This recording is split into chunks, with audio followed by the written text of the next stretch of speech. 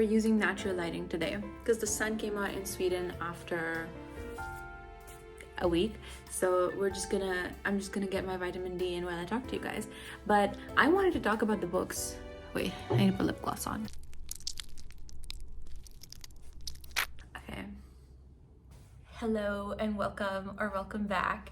I'm here with Bean. I want to tell you about the books I read in January, but this is actually being filmed toward the end of February because I did film this video before and I tried, but somehow I just started rambling and the video was like more than 40 minutes long and I only read 4 books in January. Hello. This is me after talking about the books, coming in to interject that I did not read 4 books. I actually only read 3 books. So I was like, okay, that's a little excessive, a little generous with how much people want to listen to me. So I've decided to challenge myself a little bit. I'm gonna set a timer on here and I'm gonna give myself 2 minutes to talk about each book. And then once I hit the 2-minute mark, I can't talk about it anymore. So I feel like that's a good amount of time for me to kind of give you the gist of the book without giving spoilers or like rambling about it too much. So let's talk about it.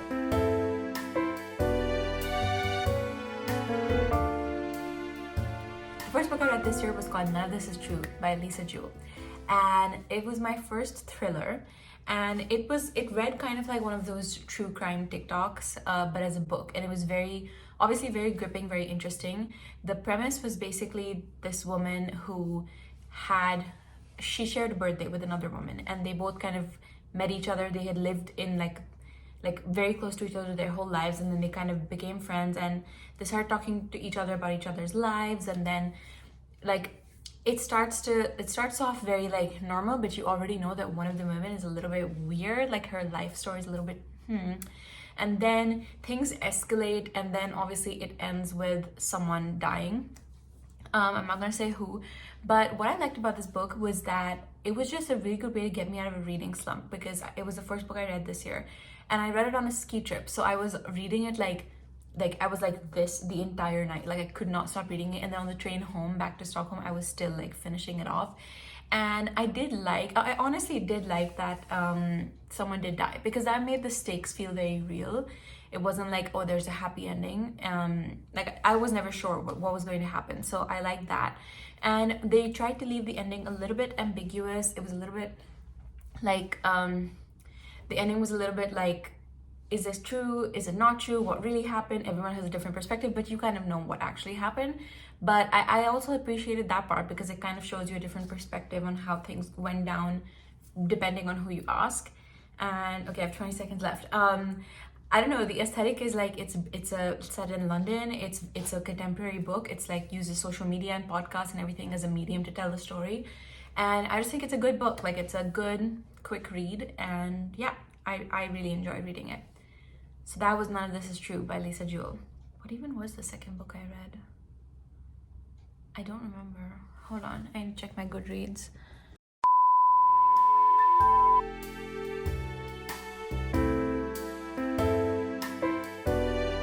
The second book I read this year was a fantasy novel called Daughter of No Worlds by Carissa Broadbent. So when I was on TikTok in my ACOTAR withdrawal phase, I'm still not really ready to take on Throne of Glass. I would like to read it on paper.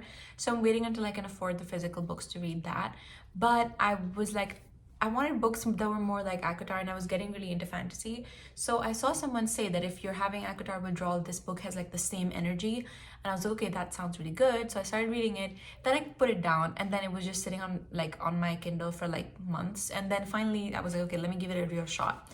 And this book is very like different in the sense that the premise is nothing like ACOTAR. It's very different. The world is similar. It's kind of a alternate universe, no technology, kind of medieval vibes. And it's about this girl who, she obviously has special powers, and she kind of grew up as an escort, and finally she buys her freedom, and then some stuff happens, and then she runs away basically to join what is basically their version of the army. And when the army sees that she's joined, they're like, you have some special powers, we want you to wield this weapon, and we want you to train with this like really weird hermit guy who just like lives alone in the woods. And she goes and lives with this guy. They end up developing a really nice chemistry and really good friendship. And Oh wait, I lost my timer. Yeah. So they end up becoming really good friends, and then she learns to wield this weapon, and then at the end of the book, it's like, okay, I've learned to wield this weapon, and now the army is basically using her as like their weapon because she can handle their biggest weapon, and she's basically indebted to them for saving her from the life she would have had she not joined the army. So it's a very interesting premise. I thought the chemistry between the characters was very good. I could have used a little more descriptive language in the setting and stuff. Like, I want to know what things look like more. I didn't really know how to picture it in my head, but it was good. My only gripe with it, okay, the 2 minutes are over, but I just need to mention this. My only gripe with it is the characters' names are ridiculous. The girl's name is Tisana and the boy's name is Maxentarius, but he goes by Max. And I thought those names were insane. And I understand that fantasy names are a little bit kooky and wild, but just having to, in my head, say Tisana, Tisana, Tisana again and again, I was like, this is not, yeah, it's just not.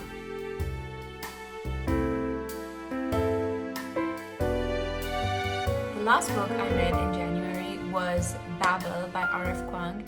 And this one is also really, really famous and it has really, really good reviews. And I didn't expect it to be as magical realism vibes as it was, almost fantasy. But I really enjoyed that aspect of it. I liked how the magic system was very clearly, like, the author knew what she was talking about. She didn't ever get confused or trip over her own understanding of how it worked. This book is about a magic system that uses bars of silver and the power of linguistics and language and translation to further the British Empire, basically. So this is happening in like the 1830s, 1840s, I think. And so our protagonist is a Chinese boy and he grew up in Canton, and then he was like adopted by this British dude who turns out to be his biological father. Because he speaks and thinks in Cantonese, he is brought to England to study translation studies and then go to Oxford to help make more of these silver bars to further the British Empire. And then eventually, obviously, he realizes that this is wrong and he's helping a system that's exploiting his people. And this whole Babel is the place that makes these silver bars, and the whole like the whole system is wrong, basically. It's very ethically dicey. I mean, not that it's not dicey, it's wrong.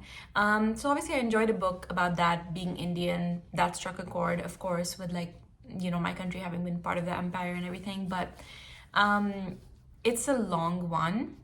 It took me very long to read, and that's probably the biggest reason why I only read 3 books in January, is because Babel is so long.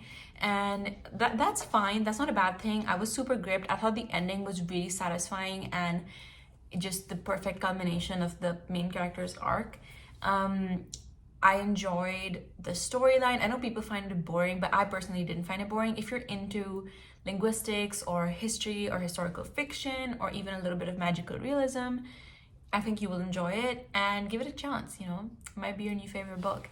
But the one thing about it that did bug me was the author uses footnotes, and some of the footnotes are really unnecessary and kind of annoying. Some of them are informative, some of them are interesting, but some of them just didn't have to be there. So I didn't really like some of the footnotes. But other than that, I thought it was really good piece of work, and the author's passion and knowledge about language and colonialism really shines through. So those were all the books I read in January. I hope you enjoyed listening to me talk about them for 2 minutes each, because I can ramble on forever, but I know that not everybody wants to listen to that. And yeah, this is just a way for me to document what I'm reading, what I thought of what I'm reading at this point in time for the future. So yeah. Okay, bye.